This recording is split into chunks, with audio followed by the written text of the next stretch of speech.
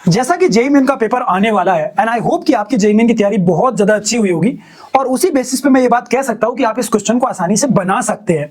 तो एक बार वीडियो को पॉज करिए और ट्राई करिए कि आपसे बन रहा है या नहीं बन रहा। 11th क्लास के कॉन्सेप्ट पे बेस्ड है, आप आसानी से इसको बना सकते हैं। इसमें एक आपके सामने कंपाउंड दिया हुआ है, ठीक है, और उस कंपाउंड को हम इलेक्ट्रोलिसिस से मतलब इलेक्ट्रोलिसिस उसको करा रहे हैं, ठीक है ना, H2O की प्रेजेंस में। That's it. हमें पूछा गया है प्रोडक्ट क्या बनेगा, what the product that we will get here, हम क्या प्रोडक्ट हमें मिल सकता है। इस क्वेश्चन को आप आसानी सॉल्व कर सकते हैं यदि आपको कोलवेज इलेक्ट्रोलिसिस का थोड़ा बहुत भी आइडिया हो। देखिए जो जनरली कोलवेज इलेक्ट्रोलिसिस पढ़ाई जाती है उसमें हम लोग देखते हैं एल्केन का फॉर्मेशन होता है, हायर एल्केन्स का फॉर्मेशन होता है due to the formation of free radical. उसका आयनिक एक मैकेनिज्म भी होता है एक, और एक फ्री रेडिकल बेस भी होता है, ठीक है। तो आप किसी से भी समझ सकते हो उसको। तो डायरेक्टली वैसा क्वेश्चन एग्जाम में आए जरूरी नहीं, लेकिन उस पर बेस्ड क्वेश्चन आ सकता है एग्जाम में कुछ इस तरीके से, चेहरा बदल के।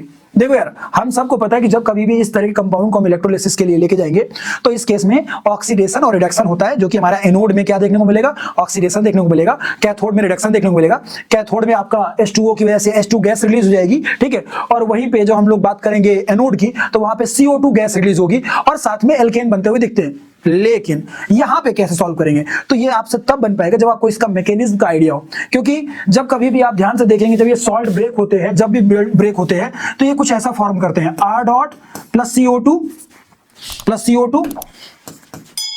Plus electrons. तो मान लीजिए एक टूट रहा है तो एक इलेक्ट्रॉन, दो टूट रहे हैं तो दो इलेक्ट्रॉन, और वही दो इलेक्ट्रॉन आगे जाकर के H2O से रिएक्ट करके OH माइनस रिलीज करते हैं, जो कि पोटेशियम के साथ साल्ट KOH फॉर्म कर देगा बेस, जिसकी वजह से pH बढ़ जाएगी और ये आपका H2 गैस भी रिलीज कराने में मदद कर देगा। तो यहाँ पे क्या हो रहा होगा, यहाँ से CO2 रिलीज हो जाएगी और यहाँ एक फ्री रेडिकल बन गया, यहाँ से भी CO2 रिलीज हो गई तो यहाँ भी एक फ्री रेडिकल बन गया। लेकिन हम सब जानते हैं कि फ्री रेडिकल स्टेबल कंडीशन पे नहीं है, तो वो एक दूसरे से रिएक्ट भी कर सकते हैं। जब वो एक दूसरे से रिएक्ट कर जाएंगे तो कहीं ना कहीं एक बीच में ब्रिज बॉन्ड फॉर्म हो जाएगा, और जब ब्रिज बॉन्ड फॉर्म हो जाएगा तो उसको हम ऐसा, यहाँ पे तो कोई ऑप्शन दिख नहीं रहा, जो कि दिख रहा है एक्चुअल में ये वाला आंसर है। कैसे? क्योंकि जो ब्रिज फॉर्म हुई है उसी को जब आप पकड़ के खींच के देखेंगे तो ये ऐसा स्लाइड में दिखता दिखाई देगा, बाइसाइक्लो कंपाउंड, ठीक है ना, 2,2,0 हेक्सेन है ना, ये उसका नेमिंग का तरीका हो गया।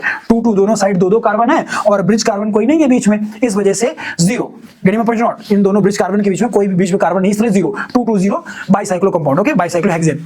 आई होप कि आपको समझ में आया होगा कि ये क्वेश्चन कैसे सॉल्व हुआ। सिंपली कोलवेज इलेक्ट्रोलिसिस, लेकिन उसका जब मैकेनिज्म जिस बच्चे को पता होगा वही बच्चा कर सकता है। क्योंकि जो तुमने जनरल पढ़ा होगा उसमें क्या करते थे हम, दो R डॉट बनते थे, दो मतलब एल्काइल रेडिकल बनते थे, है ना, उनकी मदद से R रिएक्ट कर करके एल्केन फॉर्म हो जाता था।